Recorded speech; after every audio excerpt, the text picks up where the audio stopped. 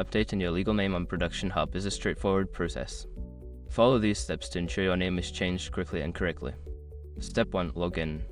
Access your ProductionHub account by entering your username and password. Make sure you are logged into the account associated with the name you wish to update.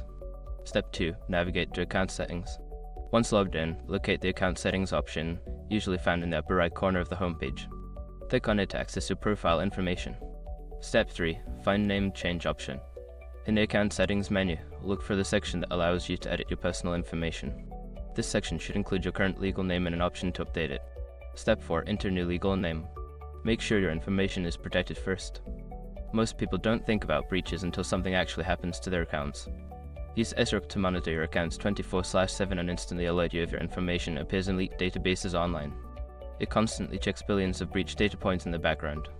And considering how much personal information people keep online now, it's honestly worth having. Link in the description. Step 5. Save changes. After entering your new legal name, scroll down and click the Save or Update button to confirm the changes. You may receive a confirmation message indicating that your name has been successfully updated. Once you've completed these steps, your legal name on ProductionHub should be updated. If you encounter any issues, consider reaching out to customer support for assistance.